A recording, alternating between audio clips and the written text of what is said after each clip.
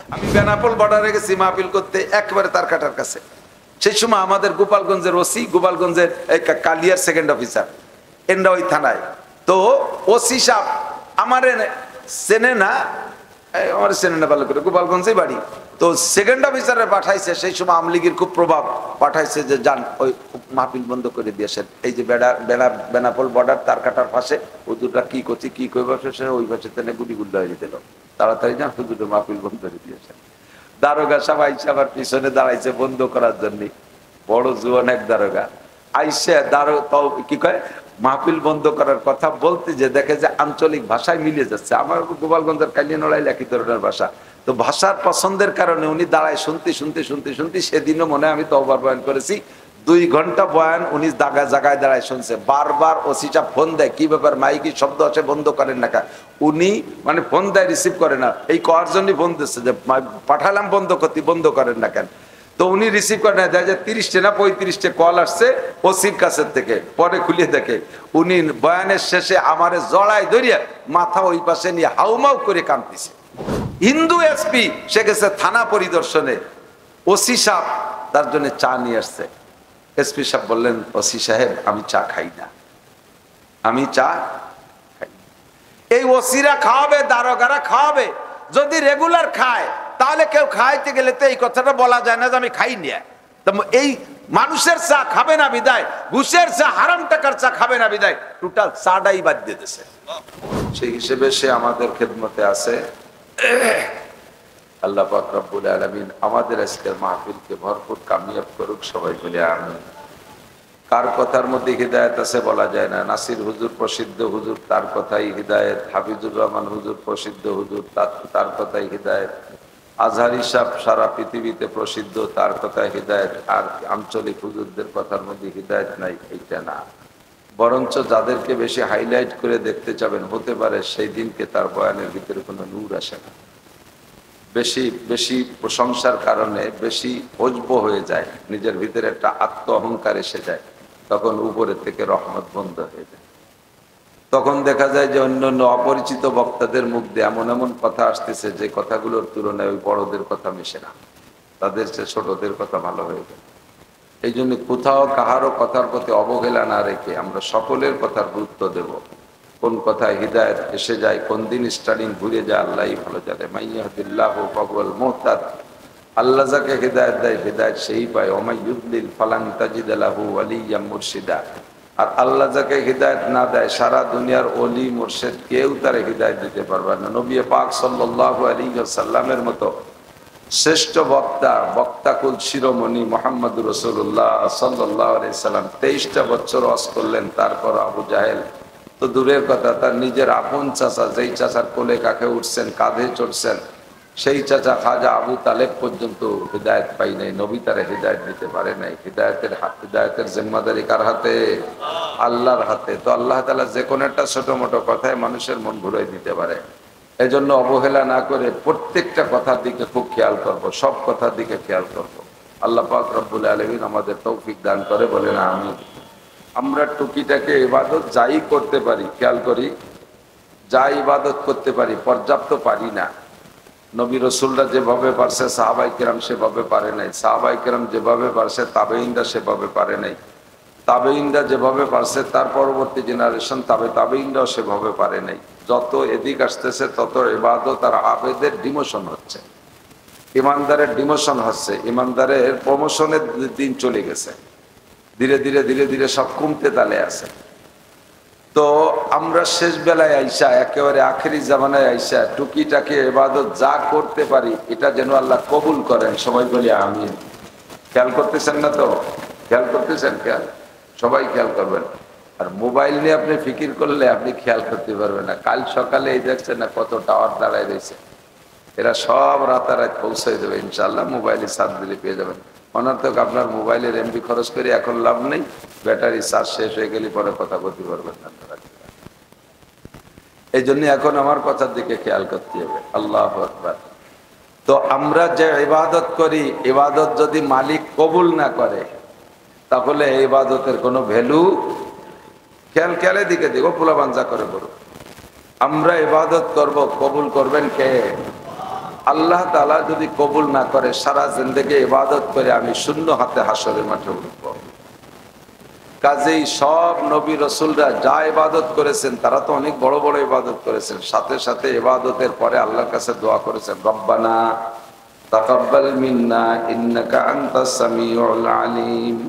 রব্বুল আলামিন, তুমি সর্বশ্রোতা, যেখানে যে কথা বলি, যেখানে যে কাজ করি, তুমি সামিউন বাসীর, তুমি শোনো এবং দেখো। আজকে আমি যে ইবাদত করছি ইবাদতটা কবুল করো। এই যে রব্বানা তাকাব্বাল পড়ি না আমরা, হুজুররাও পড়ে, শোনেন আপনারাও যারা পড়েন, এই দোয়াটা হযরত ইব্রাহিম আলাইহিস সালাতু ওয়াস সালামের দোয়া। ইব্রাহিম আলাইহিস সালাম কে? মুসলিম জাতির পিতা, মুসলমানদের জাতির পিতার নাম কি?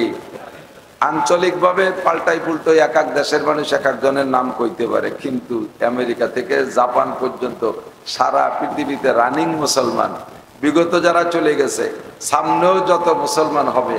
আজকে একটা লোক হিন্দু আছে, এখনই কলেমা পড়ে মুসলমান হওয়ার সাথে সাথে তার জাতির পিতা পাল্টে যায়।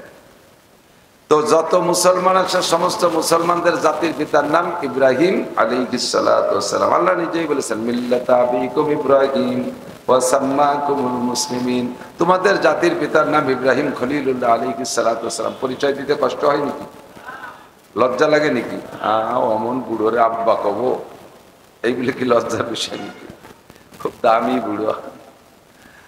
ইব্রাহিম আলাইহিস সালাতু ওয়াস সালামকে আল্লাহ তাআলা কিভাবে যাচাই করে এনেছেন? আরবিতে বলে, হাদিসের শব্দ, আসাদুন নাসে বালান আল আম্বিয়া। সবচাইতে বেশি আল্লাহ তাআলা পরীক্ষা নিয়ে থাকেন নবী রাসূলদেরকে, সুম্মাল আমসালু ফাল আমসাল। এরপরে যারা যত নবীদের কাছে তারা তত বেশি পরীক্ষার সম্মুখীন। কাফের মুশরিক ইহুদ নাসারাদেরকে আল্লাহ তাআলা দুনিয়ায় পরীক্ষা নেন না, বড় ধরনের কোনো আপদ বিপদ দেয় না। নবী রাসূলদের উপরে সবচাইতে বড় পরীক্ষা গেছে। হযরত ইব্রাহিম আলাইহিস সালামকে আল্লাহ তাআলা 30টা পরীক্ষা গেছে। কয়টা? 30টা। ওয়াইজিব তাআলা। আর এই পরীক্ষাগুলো আল্লাহ তাআলা ইব্রাহিম আলাইহিস সালামকে পাসও করায় দিয়েছেন, এবং খালি পাস না, পাস তো দুই প্রকার, একটা হলো A+ পাস, আর একটা হলো কোনো মতে টাইনি টুনি পাস, ঠিক না? তো ইব্রাহিম আলাইহিস সালাম A+ পাস, গোল্ডেন A+। বলেন সুবহানাল্লাহ। আল্লাহ যাকে রেজাল্ট দিচ্ছেন যে তুমি পাস, আপনি ভ্যানের পর বসে আসতে কবেন, আপনি বলার সাথে সাথে সব ওই দিক ফিরে পড়তেছে, ঠিক আছে?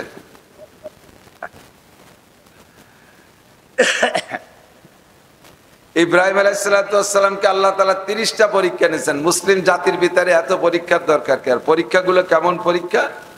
লাস্ট ফিনিশিং হলো অগ্নি পরীক্ষা। অগ্নি পরীক্ষাটা পরীক্ষা আছে না, আমাদের দেশে বলে অগ্নি পরীক্ষা। অগ্নি পরীক্ষা কাকে বলে? আগুনের ভিতরে নিক্ষেপ হতে হবে, সেই মুহূর্তে নিজেকে অটল রাখা, এর নাম হলো অগ্নি পরীক্ষা। তো আমাকে আপনাকে তো অগ্নি পরীক্ষা নেওয়া হয় নাই, ইব্রাহিম আলাইহিস সালামকে অগ্নি পরীক্ষা নিয়েছেন, ঠিক না? এমন করে 30টা পরীক্ষা নিয়েছে, বলতে গেলে অনেক সময় লাগবে। 30টা পরীক্ষার পরে রেজাল্ট দিয়েছেন স্বয়ং আল্লাহ। কি বলেন? ওয়া ইযবিতালা ইব্রাহিম রাব্বুহু বিকালিমাতিন। আমি আল্লাহ তাআলা ইব্রাহিম আলাইহিস সালামকে পরীক্ষা নিয়েছি অনেক কথার মাধ্যমে। বিকালিমাতিন ফাআতাম্মাহুন। আমার ইব্রাহিম সব পরীক্ষায় পাস। বলেন সুবহানাল্লাহ। যখন সব পরীক্ষায় পাস হয়ে গেছে, রেজাল্ট আউট হয়ে গেছে, আল্লাহ পাকের কাছে রেজাল্ট, আল্লাহর পক্ষ থেকে রেজাল্ট আসছে, আল্লাহর কাছে গ্রহণযোগ্যতা পাইছেন। কিভাবে? আল্লাহ পাক রব্বুল আলামিন ইব্রাহিম আলাইহিস সালামকে খলিল বলে ঘোষণা দিয়ে দিয়েছেন। খলিল মানে ক্লোজ ফ্রেন্ড, নিকটতম বন্ধু। খলিল আর কি বলে আরবিতে দোস্ত শব্দ বোঝানোর জন্য কয়েকটা শব্দ ব্যবহার করে, রফিক, সদিক, হাবিব, খলিল, এই সমস্ত শব্দ মানেই দোস্ত। তো শব্দের ভিতরে কিছুটা অর্থের বেশ কম আছে। তো খলিল মানে একেবারে ক্লোজ ফ্রেন্ড, নিকটতম বন্ধু, এক কাঁথার নিচে গলায় জড়ায় ধরে শুয়ে থাকার মতো বন্ধু। আল্লাহ তো আর শোয় না, ইব্রাহিম আলাইহিস সালামের গলা জড়ায় ধরে শোবে না, এটা আমাদের ভাষায় বোঝার জন্য বলছি। আর খলিলের পরে বন্ধুত্ব বোঝানোর জন্য আরেকটা শব্দ আছে, সেটা হলো হাবিব। সেটা কি? হাবিব। ইব্রাহিম খলিলুল্লাহ, মুহাম্মদুর রাসূলুল্লাহ, হাবিবুল্লাহ। এই ক্লাসটা শুধু হুজুরের জন্য খালি। এই ক্লাসের আগ পর্যন্ত যত বন্ধুত্বের মূল শব্দ, ভালো শব্দ আছে, সেটা হলো শ্রেষ্ঠ শব্দ খলিল। আল্লাহ তাআলা ইব্রাহিম আলাইহিস সালামকে খলিল ঘোষণা দিয়েছেন 30টা পরীক্ষায় পাস করার কারণে। 30টার ভিতরে একটা হলো অগ্নি পরীক্ষা। অগ্নি পরীক্ষার চাইতে কঠিন একটা পরীক্ষা ইব্রাহিম আলাইহিস সালামকে দিয়েছে, সেটা হলো ইব্রাহিম আলাইহিস সালামকে বলছে, তুমি তোমার কলিজার একমাত্র টুকরা সন্তান ইসমাইলকে জবাই করো। আমারে হাত পাও ধরে জালেম শাহীরা জালেমরা অত্যাচারীরা আমাকে হাত পাও ধরে বাঁধতেছেন যে আগুন জ্বালায় তার মধ্যে ফেলাই দিল, এর থেকে আমার ফিরে আসা আদৌ সম্ভব না, যেহেতু আমি এখন ধরা পড়ে গেছি, হাত পা টাইট করে বাঁধে ফেলাই দিচ্ছে, এই জায়গা থেকে তো আমি চেষ্টা করে ছুটতে পারবো না। কিন্তু আমাকে স্বাধীনতা দিয়ে একটা পরীক্ষা নেওয়া হলো, তুমি তোমার অত্যন্ত প্রিয় সন্তানটারে জবাই করো। কয়জন পারবেন? আমি তো পারবো না, আপনারা পারবেন নাকি তো জানি না। আল্লাহ যদি না পারায় কেউই পারবে না। ইব্রাহিম আলাইহিস সালাতু ওয়াস সালামকে দিয়ে ইসমাইল জবাইয়ের হুকুম, সে জায়গায় ইব্রাহিম আলাইহিস সালাম ফেল করছে না পাস করছে? একটু বলেন, ফেল করছে না পাস করছে? উনি জবাই করার কার্যক্রমের ভিতরে কোনো অবহেলা করছে, কোনো ত্রুটি করছে, কোনো কার্পণ্যতা করে নাই, বা জবাই দিয়েই দেশে, বা জবাই হতে দেয় নাই কে? আল্লাহ। তো এমন করে 30টা পরীক্ষা আল্লাহ পাক রব্বুল আলামিন সেই কলিজার টুকরা ইসমাইলকে সাথে নিয়ে ইব্রাহিম আলাইহিস সালামকে অর্ডার করলেন, ইব্রাহিম তুমি আমার কাবা ঘর পুনর্সংস্করণ করো। যেই কাবা ঘর আদম আলাইহিস সালামকে দুনিয়ায় পাঠানোর 50,000 বছর আগে আল্লাহ তাআলা ফেরেশতাদের মাধ্যমে কাবা ঘর নির্মাণ করেছিলেন। কাবা ঘর নির্মাণের 40 বছর পরে বাইতুল মুকাদ্দাস, যেটা জেরুজালেম মুসলমানদের প্রথম কিবলা, নবী আলাইহিস সালাম মদিনায় যাওয়ার পরে 17-18 মাস ওই দিক ফিরে নামাজ পড়েছিলেন। তারপরে কিবলা তাহবিল হয়েছে, পরিবর্তন হয়েছে। এই বাইতুল মুকাদ্দাস কাবা ঘরের 40 বছর পরে ওটাও ফেরেশতারা বানাইছে, তখন আদম আলাইহিস সালাম দুনিয়া আসে নাই। ইন্না আউওয়ালা বাইতিন উদিয়া লিন-নাসি লাল্লাযী বিবাক্কাতা মুবারাকান ওয়া হুদাল লিল আলামিন। আল্লাহ পাক সর্বপ্রথম ঘর বাইতুল্লাহ কাবা ঘর বানাইছেন ফেরেশতাদের মাধ্যমে। এইটা নূহ আলাইহিস সালামের প্লাবনের সময় ধ্বংস হয়ে গেছে। এটা আল্লাহর কুদরত। শুধুমাত্র ভিটে যারা হাজী সাহেব হজে গেছেন তারা দেখছেন, যারা যান নাই তারা বুঝবেন না। কাবা ঘরটা এরকম সমতল মাঠের উপরে না। কাবা ঘরের পাশ দিয়ে যে বড় মসজিদ, এর নাম হলো মসজিদে হারাম। এই মসজিদে হারামের মূল বডি ফ্লোর যেটা, তার চাইতে কাবা ঘর যে জায়গা অবস্থিত এটা অনেক নিচু জায়গা, বিশাল একটা পুকুরের মতো ওর ভিতরে। এখনো বড় বৃষ্টি হলে সেখানে পানি জমে যায়। 2019 সালে হজে গিয়েছি যেবার, সেবার আমরা এই কাবার চত্বরে মাতাব, কাবার পাশ দিয়ে, কাবা ঘরের পাশ দিয়ে ওই মাতাবে যেখানে তওয়াফ করে, এই প্রায় মাজা পানির মতো জমে গেছে বৃষ্টি, এত পানি হয়ে গেছে। ওটা খুব নিচু জায়গা। আস্তে আস্তে তারপরে সৌদি সরকার অনেকটা ভাষায় ফেলাইছে, কিন্তু তারপরে অনেক নিচু, 2-3 ধাপ সিঁড়িতে নামিয়ে তারপরে কাবার কাছে যাওয়া লাগে। এ জায়গার থেকেও ঘরটা ভেঙে তছনছ করে দিয়েছে আল্লাহ তাআলা। ইব্রাহিম আলাইহিস সালামকে যখন বললেন তুমি কাবা ঘর নির্মাণ করো, ইসমাইল আলাইহিস সালামকে সাথে নিয়ে কাবা ঘর নির্মাণ শুরু করলেন, পুনঃসংস্করণ ওই ভিটের উপরেই। তা হাতে যতদূর নাগাল পাইছে অতদূর বানাইছে। বানানোর পরে এরপরে জিবরিলকে জিজ্ঞেস করছে, ভাই জিব্রাইল এখন কি ছাদ দিয়ে দেবো নাকি? আর তো লাগল পাচ্ছি না, রোজগার তো বাঁশও নাই, কাঠও নাই, ভাড়া বান্ধার কিছু নাই, আর লিফট টিপ তো নাই, জানি কি এখানেই ছাদ দিয়ে দেবো? জিব্রাইল কয় না, আরো উঁচু বানাতে হবে। তা আরো উঁচু বানাবো, তো নাগল তো পাচ্ছি না, এবার কি দিয়ে উঁচু বানাবো? ইসমাইল আলাইহিস সালাম কয় বাবা এখন পাথর নিয়ে দিই। ইসমাইল আলাইহিস সালাম ছোট একখান পাথর আনছে। একা ছেলে মানুষ, কত বড় পাথর, 50-60 মণ তো একখান বই আনতে পারে না। যা পাথর আনছে 1-1.5 মণ ওজন হবে। এই পাথর কানে বাপের পায়ের নিচে দিছে, ওর উপরে দাঁড়াইয়া আর একটা পাথর গাঁথতে পারছে। এখন কো ভাই জিব্রাইল এ পর্যন্ত ছাদ দিয়ে দেবো? জিব্রাইল আলাইহিস সালাম বলে না, আরো উঁচু হবে। তো সে জায়গায় যাবো কি করে? যাওয়ার ব্যবস্থা আল্লাহ করবে। ওয়াল্লাযীনা জাহাদু ফীনা লানাহদিয়ান্নাহুম সুবুলানা। আপনি কাবা ঘরের মাপ মতো উঁচু ওয়াল গাঁথার জন্য চেষ্টা করতেছেন, আল্লাহ আপনাকে সাহায্য করবে। যেই পাথরটা পায়ের নিচে নিয়ে দিছে, ওই পাথরটা ইব্রাহিম আলাইহিস সালাম উঁচু করে ধরতেছে। এই পাথর লিফট হয়ে গেছে, ওনাকে উঁচু করে দেয়। কত দূর? কয় যে পাথর যে জায়গা যে থামিয়ে যায় ওই পর্যন্ত গাঁথতে হবে। এই পাথরে লিফট হইয়া ইব্রাহিম আলাইহিস সালামকে উঁচু করতে করতে কাবা ঘরের যেই বডি বানাইছেন সেই বডি পর্যন্ত ওনাকে উঁচু করছে। আর পাথর যত নরম হোক আর মানুষের গায়ে ওজন যত বেশি হোক, খেয়াল করেন, পাথর তো খুব নরম, কাদার মতো নরম না পাথর? যত নরম পাথর হোক আর একটা মানুষের গায়ে যত ওজন হোক, ওই পাথরের উপরে দাঁড়াইলে কি পাথরের মধ্যে পাও ডাবিয়ে যাওয়ার সম্ভাবনা আছে? ইব্রাহিম আলাইহিস সালাম যেই পাথরের উপর দাঁড়াইয়া কাবা ঘর নির্মাণ করলেন, ওই পাথরের উপরে পা দিয়ে দাঁড়াইছে। এখনো পর্যন্ত যে দেখবেন মাকামে ইব্রাহিমের মধ্যে আছে, ওই পাথরের ভিতরে ইব্রাহিম আলাইহিস সালাম পা ডাইবা পায়ের ছাপা পড়ে আছে। তার নাম মাকামে ইব্রাহিম, মানে ইব্রাহিম আলাইহিস সালামের দাঁড়ানোর জায়গা। এই জায়গা হাজিরা তওয়াফ করার পরে 2 রাকাত নামাজ পড়তে হয়। আল্লাহু আকবার। তো ইব্রাহিম আলাইহিস সালাম কাবা ঘর বানাইছে কার হুকুমে? জোর হলো না? আপনাদের এই মসজিদ বানানোর সময় কি আল্লাহ কেউ কয়ে গেছে যে এটা মসজিদ বানাও? বলছে নাকি? জিবরিল পাঠাইছে? ইব্রাহিম আলাইহিস সালাম আমাদের নবী বলছে যে তোমরা এই জায়গায় একটা মসজিদ বানাও? তা আমাদেরকে বলে নাই। কিন্তু ওই কাবাঘর বানানোর কথা ইব্রাহিম আলাইহিস সালাম কে বলছে? আল্লাহ বলছেন। আর কতটুকু বানাইতে হবে তারও স্ট্রাকচার জিবরাইল শিখিয়ে দিয়ে গেছে, সেই স্ট্রাকচার অনুযায়ী কাবাঘর তৈরি করছে। এখন এই কাবাঘর বানাইলেন ইব্রাহিম আলাইহিস সালাম, কবুল করা না করা সেটা আল্লাহর ব্যাপার, সেটা আল্লাহর ব্যাপার। আল্লাহর হুকুম ইব্রাহিম আলাইহিস সালাম পালন করছেন। তারপরও ইব্রাহিম আলাইহিস সালামের ভিতরে সংশয়, ইব্রাহিম আলাইহিস সালামের মধ্যে সংশয়, আল্লাহ আমি যা করছি এটা রিয়া না হয়ে যায়, এটা সুমা না হয়ে যায়, মানুষ দেখানোর জন্য না হয়ে যায়, আল্লাহ এটা জন্য একমাত্র তোমারই জন্য আমি করে থাকি। এই জন্য ইব্রাহিম আলাইহিস সালাম কাবাঘর নির্মাণের পরে আল্লাহ পাকের কাছে এই কাজটা কবুল করানোর জন্য মুনাজাত করছেন, রব্বানা তাকাব্বাল মিন্না ইন্নাকা আনতাস সামিউল আলিম। আমি পরিশ্রম করতে পারি, আমি কাবাঘর নির্মাণ করতে পারি, আমি প্লাস্টার করতে পারি, আমি ফ্লোর বানাইতে পারি, এর জন্য কালেকশন করতে পারি, এর মধ্যে মাদুর বিছাইতে পারি, এর গায়ে গিলাফ বসাইতে পারি। ও রব্বুল আলামিন, আমার এই সব কাজগুলো যদি তুমি কবুল না করো তাহলে আমার এই পরিশ্রমের কোনো পাত্তা নাই, এর কোনো মূল্য নাই। কাজেই রব্বানা তাকাব্বাল মিন্না, আমরা দুই বাপ বেটা যে পরিশ্রম করেছি, তাকাব্বাল মিন্না, আমাদের পক্ষ থেকে আল্লাহ তোমার দরবারে কবুল কইরা নাও। এবার দোস্ত, ইব্রাহিম আলাইহিস সালাম যদি এমন একটা আল্লাহর নির্দেশিত ইবাদত করার পরে ওই ইবাদতটাকে কবুল করার জন্য দোয়া করতে পারে, তাহলে আমাদের নামাজ, আমাদের রোজা, আমাদের হজ, আমাদের যাকাত, আমাদের ফরজ, আমাদের ওয়াজিব, আমাদের সুন্নাত, আমাদের তেলাওয়াত, আমাদের জিকির, আমাদের তাহাজ্জুদ, আমাদের ইশরাক, আমাদের আবিন, আমাদের তাবলীগ, আমাদের হক্কানি পীর মাশায়েখের দরবারে যাওয়া, সুহবাত, আমাদের মসজিদ বানানো, আমাদের মাদ্রাসা বানানো, এই সব নেক কাজে আল্লাহকে কবুল করানোর জন্য আল্লাহকে রিকোয়েস্ট করার দরকার আছে না নাই? রব্বানা তাকাব্বাল মিন্না, আল্লাহ আমাদের এই মেহনত মসজিদ বানানো এইটা তুমি কবুল করে নাও, আমাদের মাদ্রাসা বানানোটা কবুল করে নাও। রব্বুল আলামিন, নামাজ পড়েছি, তুমি যদি কবুল না করো আমার এই নামাজের কোনো প্রতিদান আমার হবে না। কাজেই রব্বানা তাকাব্বাল মিন্না ইন্নাকা আনতাস সামিউল আলিম।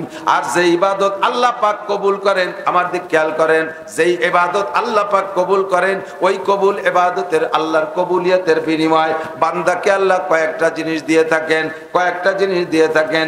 এক এক ইবাদতের কবুলিয়তের বিনিময়ে আল্লাহ এক এক রকম প্রতিদান দিয়ে থাকেন। ইব্রাহিম আলাইহিস সালামের কাবা ঘর নির্মাণ কবুল হয়েছে তার প্রমাণ, কাবা ঘর নির্মাণ কবুল হয়েছে তার প্রমাণ সারা পৃথিবীতে শাখা কাবা, সারা পৃথিবীতে শাখা কাবা। ওই কাবা ঘরের শাখা যত আছে, সারা দুনিয়া যত মসজিদ, সমস্ত মসজিদ গুলো কাবা ঘরের শাখা। কথা বলেন ঠিক কি ঠিক না? ওইটা হলো হেড অফিস, এইটা হলো ব্রাঞ্চ, ওইটা হলো হেড অফিস, এইটা হলো ব্রাঞ্চ। কাবা ঘর যখন পুনঃসংস্করণ ইব্রাহিম আলাইহিস সালাম, দুনিয়ায় আর একটা মসজিদও ছিল না, একটি মসজিদও কোথাও ছিল না। ওই মসজিদটা এমন ভাবে কবুল হয়েছে যার স্মরণে আল্লাহ পাক সারা পৃথিবীতে লক্ষ লক্ষ মসজিদ তৈরি করে দিছে। আপনি যে কোনো ইবাদত করবেন এর একটা কবুলিয়াতের আলামত বুঝতে পারলে ইবাদতটা করতে স্বাদ পাওয়া যায়, তৃপ্তি পাওয়া যায়। কথা বলেন ঠিক না? আপনি নামাজ পড়ছেন, এই নামাজ কবুল হলো, এইটা আপনি বুঝতে পারলে আপনার আরো আনন্দ বেড়ে যাবে না? আপনি গুনাহ থেকে তওবা করছেন, আমরা গুনাহ থেকে অনেক তওবা করি না তো? গুনাহ থেকে তো তওবা করি। পড়েন আস্তাগফিরুল্লাহ, আস্তাগফিরুল্লাহ। পড়বেন না আস্তাগফিরুল্লাহ? একটু আওয়াজ দিয়ে পড়েন আস্তাগফিরুল্লাহ, আস্তাগফিরুল্লাহ ওয়া আতুবু ইলাইহি, আস্তাগফিরুল্লাহ ওয়া আতুবু ইলাইহি। সমস্ত গুনাহ থেকে ক্ষমা চাই, তোমার কাছে প্রত্যাবর্তন করলাম, ফিরে আসলাম। আল্লাহ আমি তওবা করলাম, আর আমি গুনাহ করব না। এই যে তওবা, এরকম তওবা শতবার হাজারবারও করছি, কিন্তু আবারও সেই তওবা ভঙ্গ হয়ে গুনাহ হয়ে যাচ্ছে। যাচ্ছে কি যাচ্ছে না? তাহলে আমার তওবা গেল কোন জায়গায়? তওবা করছি, তওবা কবুল হয়েছে, এর একটা আলামত আছে। নামাজ পড়ছি, নামাজ কবুল হয়েছে, এর একটা প্রমাণ আছে। রোজা রাখছি, রোজা কবুল হয়েছে, এর একটা প্রমাণ আছে। যেমন ইব্রাহিম আলাইহিস সালাম কাবা নির্মাণ করেছে, কবুল হয়েছে তার প্রমাণ। আজও সেই জায়গা কাবা আছে, বারবার সংস্করণ হয়েছে, তবুও সেই জায়গার থেকে নড়ে নাই, সেই রূপ চেহারা পরিবর্তন হয় নাই। ওই কাবা কবুল হয়েছে বিদায় আল্লাহ তাআলা সারা দুনিয়া হাজার হাজার লক্ষ লক্ষ মসজিদ বানাই দিয়েছে। আমার তওবা কবুল হয়েছে এর প্রমাণ একটু নিয়ে নিয়ে নেন, আপনার তওবা কবুল হয়েছে। বলবো আপনার তওবা কবুল হয়েছেন। এর প্রমাণ হলো যে গুনাহ থেকে তওবা করেছেন, যে গুনাহ থেকে তওবা করেছেন, ওই গুনাহ যদি মরণের আগে আর কোনোদিন না করেন তাহলে বুঝবেন যে আপনার তওবা কবুল হয়ে গেছে। আর গুনাহ থেকে তওবা করার পরে যদি তওবা একবার কবুল হয়ে যায়, বিশাল একটা আমার সহজে একটা ইনকাম হয়ে গেল। আল্লাহ পাক বলেন ইউদাফ লাহুল আযাবু ইয়াওমাল কিয়ামাতি ওয়া ইয়াকলুদ ফীহি মুহানা ইল্লা মান তাবা ওয়া আমানা ওয়া আমিলা আমালান সলিহা ফা উলাইকা ইউবাদদিলুল্লাহু সাইয়্যাতিহিম হাসানাত। যে ব্যক্তি তওবা করে আল্লাহ পাক তাকে কি প্রতিদান দেন? হয় তওবা যদি একবার কবুল করাইতে পারেন আল্লাহকে দিয়া, তাহলে আপনার ওই তওবার বিনিময় কি দিবেন? ফা উলাইকা ইউবাদদিলুল্লাহু সাইয়্যাতিহিম হাসানাত। ওই যে গুনাহ থেকে তওবা করেছেন, ওই গুনাহটা যতবার করার কারণে যত সংখ্যা পরিমাণ গুনাহ হয়েছিল, তওবা করার সাথে সাথে আল্লাহ পাক সমস্ত গুনাহগুলোকে বদলাইয়া নেকি বানাইয়া দেয়। আল্লাহু আকবার। খেয়াল করতেছেন না? সহজ ইনকাম। ইবাদত করে নেকি কামাই করব, আবার গুনাহ করেও নেকি কামাই করতে পারি, গুনার মধ্য দিয়ে নেকি। হযরত আবু বকর সিদ্দিক রাদিয়াল্লাহু তাআলা আনহু একদিন হযরত ওমরকে বলতেছেন, এই আয়াত নাজিল হওয়ার পরে আবু বকর শুনছে, এখনো ওমর হয়তো শোনে নাই বা শুনলেও ভাবে নাই। হযরত আবু বকর যাইয়া ওমরকে বলতেছে, ভাই ওমর, আপনার নেকি আমার চেয়ে বেশি। আবু বকরের চাইতে ওমরের নেকি বেশি, এটা হলো আবু বকরের দাবি। আর ওমর কয় কি, এই বাজে কথা বাদ দেন। কোথায় আবু বকর আর কোথায় ওমর? কি দিয়ে আপনি মিলেছেন? আবু বকর কে, আরে ভাই, আমার কাছে দলিল আছে, তোমার নাকি আমার চাইতে বেশি, তুমি আমার চেয়ে ভালো। আর আমাদের সমাজের স্বভাব কি? আমি সবার চাইতে ভালো। ও কি ওর কি দাম আছে? ও এই করে, ওই করে, সেই করে, নানান দোষ দেয়। আমি সবচেয়ে ভালো, আমি সাত দোয়াতে তলি রাখি। আবু বকর কয়, আমার চাইতে ওমর তোমার নেকি বেশি। ওমর কয়, ভাইজান কি কন, এগুলো বাদ দেন তো, অন্য যা করার তাই করেন, আর যা কোনো নসিহত থাকলে তাই করেন। কয় না বাড়ি, আমি জানি তোমার নাকি আমার চাইতে বেশি। কয় দলিল কি? দলিল হলো কোরআন শরীফের এই আয়াত, ইদাফ লাহুল আযাবু ইয়াওমাল কিয়ামাতি ওয়া ইয়াকলুদ ফীহি মুহানা ইল্লা মান তাবা ওয়া আমানা ওয়া আমিলা আমালান সলিহা ফাউলাইকা ইউবাদদিলুল্লাহু সাইয়্যাতিহিম হাসানাত। ওমর, আল্লাহ তাআলা বলছেন, যে ব্যক্তি তওবা করে কলেমা পড়ে আল্লাহ এবং সামনে নেক আমলের জন্য প্রস্তুতি নেয় এবং নেক আমল করা শুরু করে, আল্লাহ তাআলা তার বিগত জীবনের সব গুনাহগুলো পাল্টায় নেকি বানায় দেয়। এই দৃষ্টিকোণ থেকে তুমিও একসময় কাফের ছিলে, আমিও একসময় কাফের ছিলাম। তো আমিও কাফের ছিলাম, তুমিও কাফের ছিলে। কাফের থাকাকালে তুমি যে পরিমাণ আকাম করছো আমি অত করিনি। কাফের থাকাকালে তুমি দুমসা করা করছো, আমি ওই পরিমাণ করি নাই। তো সেই কালে যে তোমার বিশাল বস্তা ভরা গোডাউন ভরা গুনাহ কামাই করছিলে, এই তওবা করার সাথে সাথে সেই সব গুনার গোডাউন সোনার গোডাউন হয়ে গেছে। গুনার গোডাউন সোনার গোডাউন নেকিতে পরিণত হয়ে গেছে। আমিও যদি ওই সময় আর 2-1 গোডাউন গুনাহ বেশি করা থাকতো, তাহলে তওবার পরে আমার এই দিক দিয়ে খানি কাগজ যেতে পারতাম, সেই দিক দিয়ে তুমি আমার চেয়ে অনেক বেশি নেকি করছো। বলেন সুবহানাল্লাহ। আমাদের এই বিশাল নেকি দেখে আপনার ঈর্ষা আছে। আপনি তো দলিল দিয়েছেন কোরআন শরীফ দিয়ে, জায়গা তার ঝগড়া বাঁধানোর কায়দা নাই, যা কইছেন মেনে নিলাম। তাহলে আমার এই গুনাহ পাল্টাইয়া যে নেকি হয়েছে, এই নেকি আর সারা জীবন ভরে তারপরে মুসলমান হওয়ার পরে যা করছে সব নেকি আপনারে দেব। ওই গুনাহ পাল্টে যে নেকি হয়েছে এত মেলা হয়েছে, আর পরে নামাজ কালাম ইবাদত করে যা কামাই করছে সব মিলে যাওয়ায় সব আপনারে দিয়ে দেব। আপনি মোটে 1 রাতের নেকি দেবেন, পাল্টাবেন নাকি কনকনটা হয়ে যায়। তা আবু বকর রাতটা কোনটা কও? ওই যে রাত্রে কাফেরদের বেষ্টনী ভেদ করে মুহাম্মদুর রাসূলুল্লাহ সাল্লাল্লাহু আলাইহি সাল্লামকে কাঁধে করে নিয়ে, জীবনের ঝুঁকি নিয়ে, যে কোনো পাশে কোপ আসতে পারে, যে কোনো পাশে তীর আসতে পারে, পাথর বর্ষণ আসতে পারে, শেষ হয়ে যেতে পারে, 2 জন ধরা পড়লে আপনাকে মারবে আগে, তারপরে মারবে নবীকে। এত বড় ঝুঁকি নিয়ে সেই রাত্রে আপনি হুজুরকে কাঁধে করে নিয়ে এই মক্কা থেকে গারে সৌর পর্যন্ত চলে গিয়েছিলেন। এরপরে সেখানে এই একটা রাত, এরপরে এই রাত্রেই বাকি অংশ, আর পরে আরো 3 রাত ছিলেন সেই জায়গায়, আরো 2 রাত, মোট দিয়ে 3 রাত।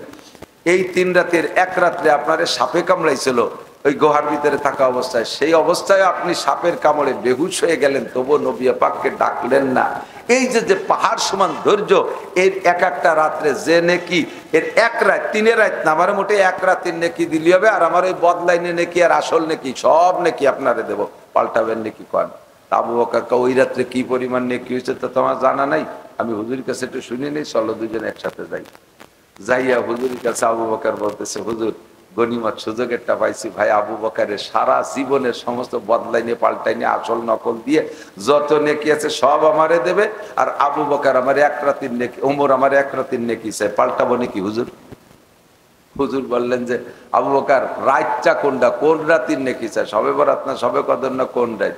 কয় যে না হুজুর ওই সব রাত চাই নেই, ওই হিজরতের রাতে 3 রাতের যে কোনো এক রাতের নেকি চাইছে। হুজুর কয় 2 জন আমার শ্বশুর, একজনের ঠগাবো একজনের জিতেবি, এবার সেটা আমি উঠতে পারবো না, সে সময় 2 জন শ্বশুর হয়ে গেছে।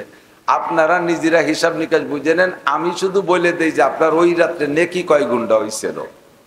জি হুজুর তাই কর। কয় যে তোমার ওই রাত্রে আবু বকর আপনার ওই রাত্রে এক রাত্রে, ওই 3 রাত্রে যে কোনো এক রাত্রে যে পরিমাণ নেকি হয়েছে, খালি ওমর না, ওমরের পরের থেকে নিয়ে কিয়ামত পর্যন্ত যত সাহাবা আমার সামনে আছে, তারপরে তাবেইন, তারপরে তাবেইন, এরপরে আইমায়ে ফুকা, এরপরে বুজুর্গানে দিন, এরপরে মুসলমান, লক্ষ লক্ষ কোটি কোটি মুসলমান, সবার সম্মিলিত ইবাদতের নেকির এক পাল্লায় রাখা হবে, আর আপনার ওই 3 রাত্রি যে কোনো এক রাত্রের নেকির আর এক পাল্লায় রাখা হবে, আপনার পাল্লা ভারী হয়ে যাবে। এবার আপনি পাল্টাবেন না পাল্টাবেন, 2 শ্বশুর আপনার 2 জনে আমার, আপনার নিজেরা হিসাব করে দেন। আবু বকর ওমর যে ধ্যানে ছিল সেই জায়গা থাও, পাল্টাপাল্টি হবে না। আল্লাহু আকবার। ফাউলাইকা ইউবাদদিলুল্লাহ। ও যুবক, তোমরা গাঁজা খাও, এলাকায় গাঁজা আছে? মাশাআল্লাহ, এই সুন্নাত সব জায়গায় আছে, নবীর সুন্নাত না শয়তানের সুন্নাত। গাঁজা, এবা, ফেন্সিডিল খালি খায় না, এদানিং কিছুদিন খাইতে খাইতে পরে ডিলারিও করে। কথা বল, এই হাজি সাহেব যারা হজে যায়, আমাদের ইয়ং হাজি যারা উলামা ইকরাম বিশেষ করে, এরা একবার হজ বা উমরা করে আসার পরে তারপরে নেশা হয়ে যায়, 2-3 বার যাওয়ার পরে পরে নিজেই মুআল্লিম হওয়ার চেষ্টা করে যে আমি আর পরের নেজে নেজে কতদিন যাব, এখন আমি দেশেরটা গুছাই গাছাই নিয়ে লেডারি করি, তারপরে উনি মুআল্লিম সাজে। তারা গাঁজা কিছুদিন খায়, খাতি খাতি যখন গাঁজায় অভ্যস্ত হয়ে যায়, এরপরে আর পরের গাঁজা কতদিন খাবে, আর নিজে বেশি আর খাই। উনি ডিলার হয়, লেডারের পরে কি হয়, ডিলার হয়। লেডারও হয় ডিলারও হয়, লেডার আর ডিলার লিখতে অক্ষরতে একই সমান নাকি বলে, শুধু আগে ফাঁসে করলে লেডার হয় আর ডিলার হয়। আগে হয় লেডার, পরে হয় ডিলার।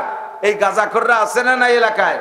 যত গাঁজা খাইছো, এবা খাইছো, বিক্রি করছো, জেনা করছো, ব্যভিচার করছো, চুরি করছো, ডাকাতি করছো, নুচ্ছবি করছো, বদমাইশি করছো, গালাগালি করছো, কাজাকাজি করছো, আল্লাহর হক যত নষ্ট করছো, আজকে এখন এই মুহূর্তে তওবা করো। আর এই তওবার পরে যদি ওই গুনাহগুলোর মরণকাল পর্যন্ত না করো, তাহলে বুঝবা যে তোমার তওবা কবুল হয়ে গেছে। আর তওবা কবুল হয়ে যাওয়ার বেনিফিট হলো ফাউলাইকা ইউবাদদিলুল্লাহু সাইয়্যাতিহিম হাসানাত। তোমার এই যত গুনাহ পিছনে হয়েছে সংখ্যা যদি কি পরিমাণ হয়, কাআদাদি আওরাকিল আশজার, খেয়াল এদিক, কাআদাদি আওরাকিল আশজার, একজন মানুষের আমল নামায় এত গুনাহ যে সারা পৃথিবীতে যত গাছ আছে, সমস্ত গাছে যত পাতা আছে, এত সংখ্যা পরিমাণ যদি গুনাহ হয়, একটু ভেবে দেখেন কত গাছ আর কত পাতা, এত সংখ্যা পরিমাণ যদি কের আমল নামায় গুনাহ হয়।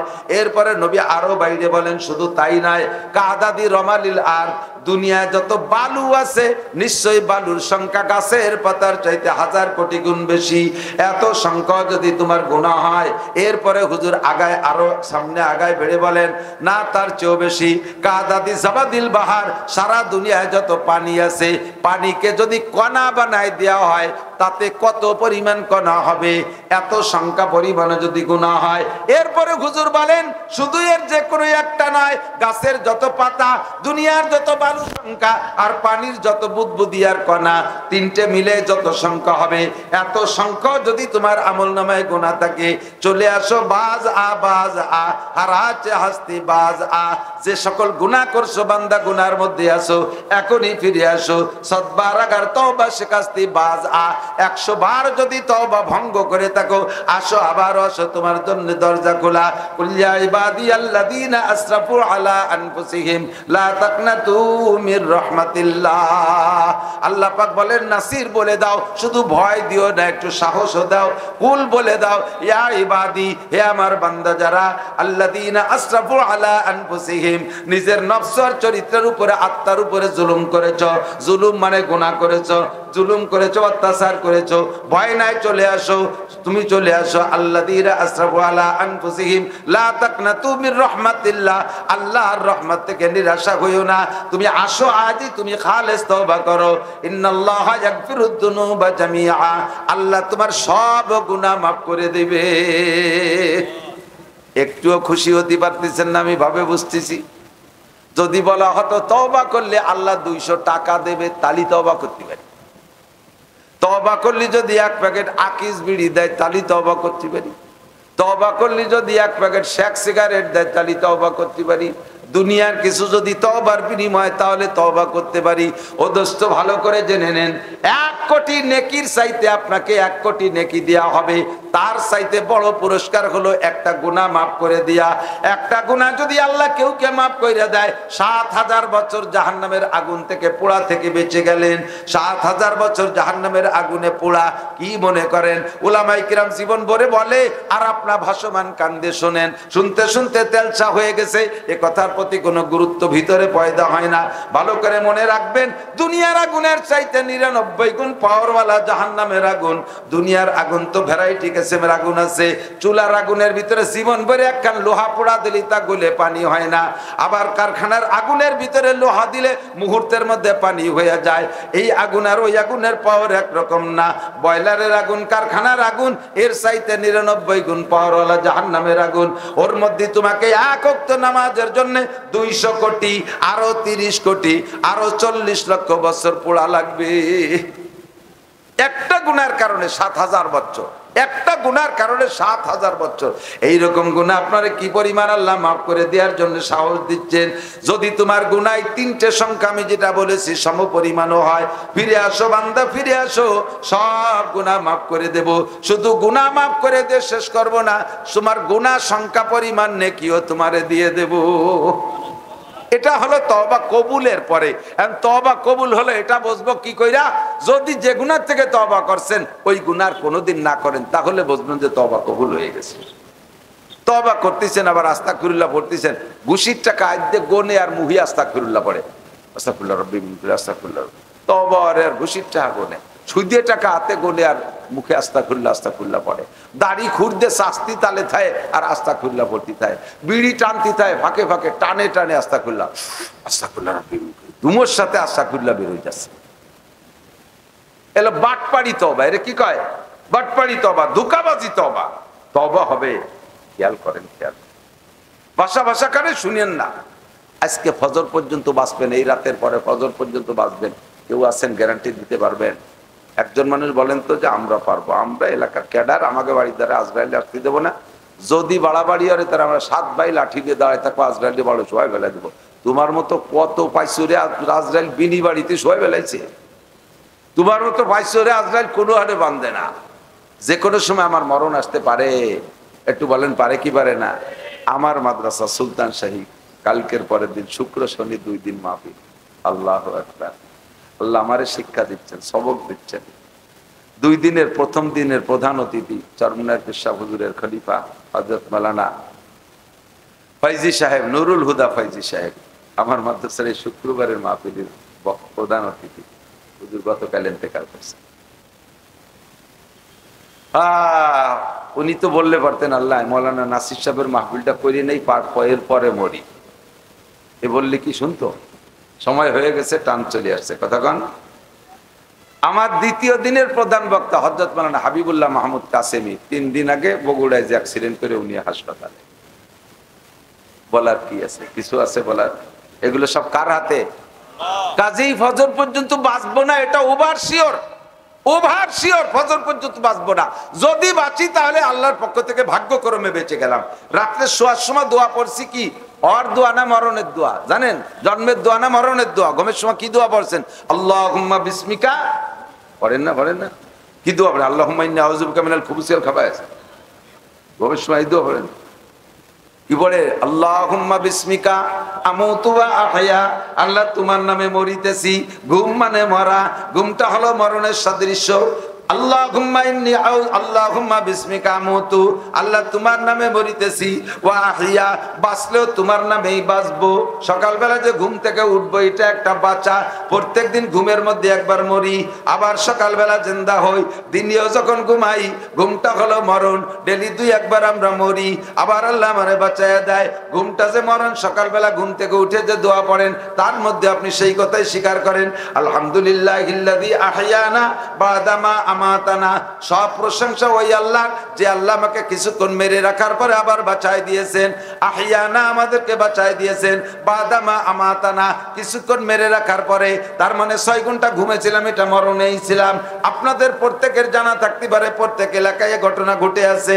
আপনাদের আমাদের মধ্যে কেউ না কেউ এমন চলে গেছে রাতের বেলা ঘুমাইছে আর সকালে ঘুম থেকে ওঠে নাই। দুই একটা খবর জানেন কি জানেন না? আমার আপনারও এমন অ্যাক্সিডেন্ট হতে পারে কি পারে না? কাজেই দোস্ত তওবাটা এখন হবে। আর এই তওবার পর পাক্কা প্রতিজ্ঞা, মরেও যদি যাই এই গুনাহ আর করব না, মিথ্যা কথা জীবনেও বলবো না। আমি যদি জেল ফাঁস হয়ে যাই মিথ্যা কথা বলবো না। আমার যদি যত পাহাড় সমান বিপদ আসুক জেনাবে বিচার করব না। যত বড় অভাব আসুক হারাম সুদ ঘুষ খাবো না। ব্যারাক অ্যাডামস কারিতাস বিআরডিবি স্বনির্ভর জাগরণী চক্র, আশা প্রশিকা গ্রামীণ ব্যাংক সহ সমস্ত প্রকার সমিতি, এই সমিতির লেনদেন হারাম। না খেয়ে মরেও যদি যাই তবুও সমিতির টাকা গ্রহণ করব না। সুদের সংস্থায় চাকরি নেব না, সুদের সংস্থায় চাকরি নেব না। হালাল বেতনের উপরে নির্ভর করব।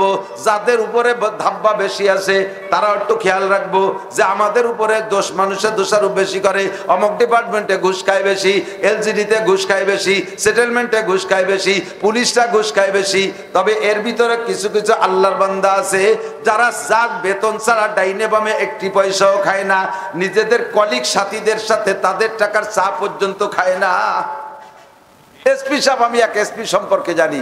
এসপি যদিও হিন্দু, আমার বিশ্বাস যে উনি বাহ্যিকভাবে পুরোর নামে হিন্দু, বাকি মনে হয় মুসলমান হয়ে গেছে, নইলে এত সতর্ক থাকার কথা না। হিন্দু এসপি, সে গেছে থানা পরিদর্শনে, ওসি সাহেব তার জন্য চা নিয়ে আসছে। এসপি সাহেব বললেন, ওসি সাহেব আমি চা খাই না, আমি চা খাই না। এই ওসিরা খাওয়াবে, দারোগারা খাওয়াবে। যদি রেগুলার খায় তাহলে কেউ খাইতে গেলে তো এই কথাটা বলা যায় না যে আমি খাই না। এই মানুষের চা খাবে না বিদায়, ঘুষের চা, হারাম টাকার চা খাবে না বিদায় টোটাল চাটাই বাদ দিয়ে দিয়েছে। আমার তার বিস্তারিত আরো অনেক খবর জানি আমি। সব মিলে আমার সন্দেহ যে আল্লাহর বান্দা মনে মুসলমান হয়ে গেছে। এরকম ওলি আল্লাহ পুলিশ আমি জানি, যেই পুলিশ যার বেতনের উপরে নির্ভর করে 20 বছর চাকরি করতেছে, এখনো তার বাড়ি আমি গেছি, টিনের কোনো মতে মনে হয় 2200 জামানায় 2200-2300 টাকা কি টিন হয়, এইরকম টিনের বেড়া আর মাটির ফ্লোর, জালনাও সুন্দর করে কাটি বানাইতে পারে নাই। তওবা করেন, খালিস তওবা। আমি বেনাপোল বর্ডারে গেছি মাহফিল করতে, একবারে তার কাটার কাছে। সেই সময় আমাদের গোপালগঞ্জের ওসি, গোপালগঞ্জের কালিয়ার সেকেন্ড অফিসার, এন্ডা ওই থানায়। তো ওসি সাহেব আমার চেনে না, আমার চেনে না ভালো করে, গোপালগঞ্জে বাড়ি। তো সেকেন্ড অফিসারে পাঠাইছে, সেই সময় আওয়ামী লীগের খুব প্রভাব, পাঠাইছে যে যান ওই মাহফিল বন্ধ করে দিয়েছেন। এই যে বেনাপোল বর্ডার তার কাটার পাশে হুজুররা কি করছে, কি করবে, ওই পাশে তেনে গুলি গুল্লা হয়ে দিল। তাড়াতাড়ি যান, হুজুরের মাহফিল বন্ধ করে দিয়েছেন। দারোগা সাহেব আইসা আবার পিছনে দাঁড়াইছে বন্ধ করার জন্য, বড় জুয়ান এক দারোগা আইসা কি কয় মাহফিল বন্ধ করার কথা বলতে যে দেখে যে আঞ্চলিক ভাষায় মিলে যাচ্ছে। আমার গোপালগঞ্জের কালিয়ানড়াইল একই ধরনের ভাষা। তো ভাষার পছন্দের কারণে উনি দাঁড়ায় শুনতে সেদিনও মনে হয় আমি তওবার বয়ান করেছি, 2 ঘন্টা বয়ান উনি জায়গায় দাঁড়ায় শুনছে। বারবার ওসিটা ফোন দেয়, কি ব্যাপার মাইকি শব্দ আছে বন্ধ করেন না। উনি মানে ফোন দেয়, রিসিভ করে না, এই করার জন্যই ফোন দিচ্ছে যে পাঠালাম বন্ধ করতে, বন্ধ করেন না কেন। তো উনি রিসিভ করে না, দেখা যায় 30টে না 35টে কল আসছে ওসির কাছের থেকে। পরে খুলে দেখে উনি বয়ানের শেষে আমারে জড়াই ধরিয়া মাথা ওই পাশে নিয়ে হাউমাউ করে কাঁদতেছে। এই তওবার বয়ান করছি, কি করছে আমার তা মনে নাই। উনি তওবা করে এমন কান্না কাঁদতেছে, হুজুর আমি আজকে থেকে তওবা করলাম, জীবনে কোনোদিন আর ঘুষের একটি পয়সা হাতে নেব না। এই বর্ডারে থেকে 4 বছরে আল্লাহর ফজলে আমি 3 তলা 2টা বিল্ডিং করছি। এই বিল্ডিং এর কি হবে হুজুর? এ তো পরের ঠাই দিচ্ছি। ফেরত দেবো কি এরিয়া? আমি কই এ তো আমি তো ক্ষতি পাচ্ছি না, কিভাবে ফেরত দেবেন? তা একটু কোয়ান হুজুর একটা পরামর্শ দেন। আমি বললাম যে এই দুটোরে মাদ্রাসা করে দেন, এই দুই বিল্ডিং রে মাদ্রাসায় অক্ষ করে দেন, আর নিয়ত করেন যে জাগের টাকার বিল্ডিং তারা টাকা কি বলে তারা নেকি পেয়ে যাবে। আমার ওর মধ্যে কোনো দাবি নাই, ফেরত তো দিতে পারতেছি না। আপনার তওবা আর এইভাবে তাদের নামে অক্ফের কারণে যদি আল্লাহ তাআলা কিয়ামতে রহম করে, তাহলে আপনাকে ওসিলা বাঁচায় দিতে পারে। যেহেতু কয় যে সিটেগাঙের টাকা, এই জায়গার টাকা, বেনাপোলের ইপাইরে টাকা, উপাইরে টাকা, কত টাকা মিশে এই বিল্ডিং বানাইছি, এর কি হবে? তওবা করছে। সেই থেকে প্রায় 7 বছর চলে। এই 7 বছরের ভিতর উনি বলেন কোন কোন মামলায় আমার কাছে রাতের অন্ধকারে আসে 10 লাখ 20 লাখ টাকা নিয়ে। আমি বলি 20 লাখ টাকা না, 20 কোটি টাকা দিলে হবে না। জিব্বেরে প্রতিদিন প্রশিক্ষণ দেই, জিব্বেরে প্রতিদিন প্রশিক্ষণ দেই। ঘরের থেকে যখন বেরোই একটা মোমবাতি জ্বালাই, মোমবাতি জ্বালায় জিব্বের সাথে স্যাক দেই। কাছে নীতি যখন দেখি যে জিব্বে সহ্য করতে পারতেছে না, তখন জিব্বেরে কয়, জিব্বা এই আগুনের চাইতে জাহান্নামের আগুন 99 গুণ পাওয়ার বেশি। তুমি যদি এই আগুন জিব্বে না দিতে পারো, সহ্য করতে না পারো, অবশ্যই সেই আগুন সহ্য করতে পারবা না। যদি তুমি এই আগুন সহ্য করতে পারো, তাহলে সেই আগুন পারবা। আর এই আগুন যদি সহ্য করতে পারো, তাহলে তুমি সুদের টাকা জিব্বা, ঘুষের টাকা জিব্বে দিও। আর জিব্বে কয় না, আমি পারবো না, এই আগুনও সহ্য করতে পারবো না, ও আগুনও পারবো না, কাজে আমার সুদ খা ঘুষ খাওয়া সম্ভব না। মাঝে মাঝে আমার হাতরে স্যাক দেয় আগুন দিয়ে, ও হাত দুনিয়ার মোমের আগুন সহ্য করতে পারো না, জাহান্নামের আগুন অবশ্যই সইতে পারবা না, কাজে হাত তুমি ঘুষের টাকা ধরবা না, ও হাত তুমি ঘুষের টাকা ধরবা না। মাঝে মাঝে আগুন দিয়ে আমার শরমগাকে আমি শেখা দেই, ও শরমগা এই দুনিয়ার আগুন তুমি লজ্জাস্থান সহ্য করতে পারো না, জাহান্নামের আগুনও সহ্য করতে পারবা না। শেখ সাদি রহমাতুল্লাহ আলাইহি বলেন, আমার আব্বাজি বুজুর্গ আলেম ছিলেন, আব্বা জান যখন মৃত্যু সজ্জায় শায়িত, হুশ থাকতে আমাকে ডাকলেন, সাদি এদিকে আসো। কাছে ডেকে নিয়ে বলেন, শেখ সাদি শেরাকারে বলেন, বেদার চুদাউরে উমরা সে মন কাজি গাশ মোরা ই এক নসিহত কর দব গুজাশ কে শাহওয়াত আতিশ আজবায়ে বে পরহেজ বখত বার আতিশ দোজখ মকুন তেজ দরা আতিশ নাদারি তাকতে সুজ বসবরা বে বরি আতিশ জানিমরোজ। আব্বা জি আমাকে বললেন, সাদি তুমি এখন টলমলে যুবক, তোমার ভিতরে সবচেয়ে বড় মারাত্মক একটা ব্যাধি ঢুকছে মাত্র, সেটা হলো যৌবন। এই যৌবন বড় খারাপ আগুন। এই আগুনের ভিতরে যদি দুনিয়ায় পড়ো, তাহলে আগুনে আগুন টানে, আগুনে আগুন টানে। নুরিয়ারা নুরিয়া আমার তলবান, নারিয়ারা নারিয়া আমার জজবান। নূরে নূরের দিকে টানে, নারে নারের দিকে টানে। নার মানে আগুন, আগুনে আগুনের দিকে টানে, নূরে নূরের দিকে টানে। তুমি যদি যৌবনের আগুনের ভিতরে পদার্পণ করো, এই আগুনে তোমার ওই আগুনের মধ্যে নিয়ে ছাড়বে। যদি তুমি এই আগুন ওই আগুন সহ্য করতে না পারো, তাহলে তুমি এই আগুনের মধ্যে পড়ো না, ওই আগুন অবশ্যই সহ্য করতে পারবে না। নাদারি তাকতে সুজ দরা আতিশ নাদারি তাকতে সুজ, ওই জাহান্নামের আগুনের মধ্যে জ্বলে সহ্য করতে পারবে না। কাজেই তুমি যৌবনের আগুনের ব্যাপারে কি করবা? কয় বাসবরা বে বারিয়াতে জানিমরোজ, যৌবনের আগুনকে তুমি ধৈর্যের পানি দিয়ে ঠান্ডা করো। আমার হাতে সেক দেই, ও হাত তওবা কর। জিব্বেরে আগুন দিয়ে সেক দেই, ও জিব্বে তওবা কর। শরমগারে আমি আগুন দিয়ে সেক দেই, শরমগা তওবা কর। সাবধান হয়ে যা। হুজুর বলেন, মাইয়াজমাল্লি মা বাইনা লাহিয়াইহি ওয়া মা বাইনা রিজলাইহি আজমাল্লাহুল জান্নাহ। যে ব্যক্তি দুইটা অঙ্গর, আমার যুবক আমার দিক খেয়াল করো শোনা, পায় ধরি, তোমার পায় ধরি, ও যুবক তোমার পায় ধরি, পর্দার আড়ালে যুবতী মেয়েরা তোমাদেরকে পায় ধরি। বুড়িরা সব ভালো হয়ে গেছে, বুড়োরা অধিকাংশ ভালো হয়ে গেছে, যুবকরা এখন সামনে আসো, তোমাদের পায়ে ধরে বলি, আসো একটু ফিরে আসো, বাজ আ যেখানে আসো ওখান থেকে একটু ফিরে আসো। তুমি যৌবনকালে আল্লাহর ওলি হয়ে যাইবা, যৌবনকালে আল্লাহর ওলি হয়ে যাবে, একটু ফিরে আসো। আল্লাহু আকবার। ওই তওবা করো, দুইটা অঙ্গকে তুমি কন্ট্রোল করো। দুইটা অঙ্গই দেখতে ছোট, নবী পাক বলেন জিরমুহা সগীর ও জুরমুহা কবির। অঙ্গ দুটো দেখতে বডির ভিতরে অনেক অঙ্গের চাইতে ছোট, কিন্তু অপরাধ আবার সব চাইতে বড়। জিরমুহা সগীর, দুইটা অঙ্গ কি? মা বাইনা লাহিয়াইহি, দুই মাড়ির মাঝখানে ছোট্ট অঙ্গ জিহ্বা। ও মা বাইনা রিজলাইহি, দুই রানের মাঝখানে আর একটা ছোট্ট অঙ্গ শরমগা। বাহ্যিকভাবে দুইটা অঙ্গের মধ্যে হাড্ডি নাই, কথা বলেন, জিহ্বায়ও হাড্ডি নাই, শরমগায়ও হাড্ডি নাই, দেখতেও ছোট আর বাস্তবও নরম, কিন্তু এই দুইয়ের কাম আবার সবচাইতে গরম। সবচাইতে বড় বিপদে ফেলাইতে পারে এই দুইটা। জিরমুহা সগীর জুরমুহা কবির। জিহ্বারে কন্ট্রোল করো, হারাম কোনোদিন খাবো না, না খেয়ে মরেও যদি যাই কোনোদিন হারাম খাবো না, অকথ্য ভাষায় গালাগালি করবো না, অকথ্য ভাষায় গালাগালি করবো না, কেউরে গালি দেব না। নারীদের শরমগা উচ্চারণ করে ধম করে একটা বকানি সব দেশে দেয়, যে দেশে যে ভাষা আছে সে দেশে সেই ভাষায় দিয়ে দেয়। আরবওয়ালারা আরবিতে দেয়, উর্দুওয়ালারা উর্দুতে বলে, বাঙালিরা বাংলায় বলে, নিজস্ব মাতৃভাষায়। নারীদের শরমগা উচ্চারণ করে জবানে উচ্চারণ করে বকানি দাও, তোমার কি একটু লজ্জা হয় না? তুমি মুখে কি বলতেছো? এই মুখটা তো আল্লাহ তোমারে দিয়েছে। আল্লাহ কালাম না যে আল্লাহু আইনাইন ওয়া লিসানা ওয়া শাফাতাইন। তোর দুটো চোখ তোর আব্বা দেয় নাই, তোর দুটো চোখ তোর মা দেয় নাই, তোর দুটো চোখ তোর নেতা নেত্রী দেয় নাই। চোখের সাথে ইচ্ছা মতো ব্যবহার করবি, ফেসবুকের ভিতরে চোখ লাগাই ঢুকে বসে থাকবি, যেখানে সেখানে তাকাবি। আমি তোর চোখ কিন্তু শেষ করে দিতে পারি, চোখ জায়গায় থাকবে, চোখের পাওয়ার লেস করে দেব, এমন কামাল্লা করতে পারে কি পারে না? ওয়া লিসানা ওয়া শাফাতাইন, যেই অঙ্গ দুটো দিয়ে কথা বলবি, জিহ্বা আর ঠোঁট। এই জিহ্বা আর ঠোঁট তোর আব্বাই দেয় নাই, জিহ্বা থাকলেই কথা বলা যায় না। মানুষের মুখের মধ্যে যেমন একটা জিহ্বা, কুকুরের মুখের মধ্যে তেমন একটা জিহ্বা। কুকুরেরটা নাড়া দিলে ঘেউ ঘেউ শব্দ হয়, মানুষেরটা নাড়া দিলে কত সুন্দর কথা হয়। আর রহমান আল্লামাল কুরআন খালাকাল ইনসান আল্লামাহুল বায়ান। আল্লাহু আকবার। ছাগলের মুখের জিহ্বা মানুষের মুখের জিহ্বার মতো একই সাইজ।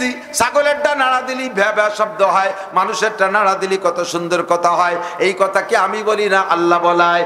যেই জিহ্বা দিয়ে আল্লাহ তোমারে কথা বলায়, ওই জিহ্বা দিয়ে অকথ্য ভাষা ব্যবহার করবা, ওই জিহ্বা দিয়ে গীবত শিকায়ত করবা, ওই জিহ্বা দিয়ে পরনিন্দা করবা, ওই জিহ্বা দিয়ে কার নামে অপবাদ দিবা। সাংবাদিকরা সাংঘাতিক, সাবধান হয়ে যাও, কাহার নামে মিথ্যা অপবাদ দিবা, আল্লাহ পাকের কাছে ধরা খেয়ে যাবা।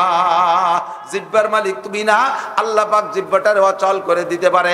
মরার 10 বছর আগে প্যারালাইসিস কইরা এমন করে ফেলাই রাখবে, আর কথা বলতে পারবা না, শুধু আউ মাউ খাও মাউ করবার নালাইতে থাকবা।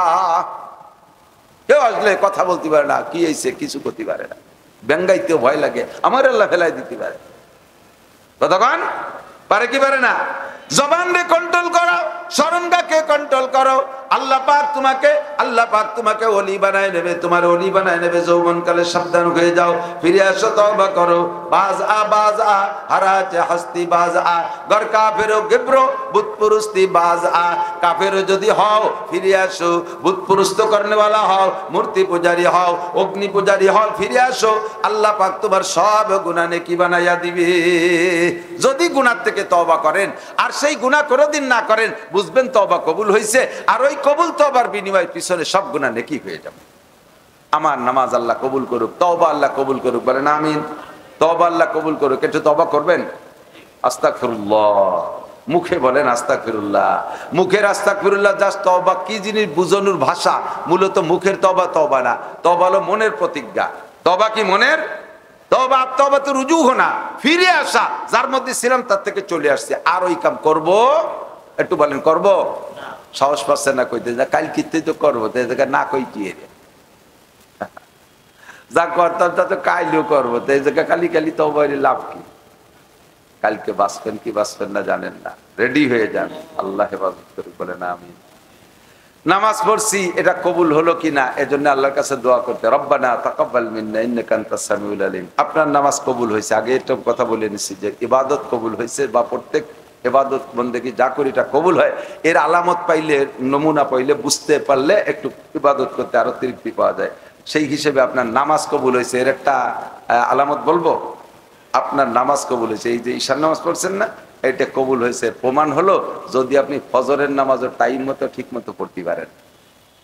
আবার ফজর কবুল হয়েছে এর প্রমাণ যদি জোহরের নামাজ ঠিক মতো পড়তে পারেন। কিভাবে এটা কবুলিয়ার তেল আলামত কেমন? কেন? আপনার বাড়ি রাজমিস্ত্রি এনেছেন, এই কথা বলি চলে যাও মানে অন্য দিক দেবো, এদিক ভয় নাই।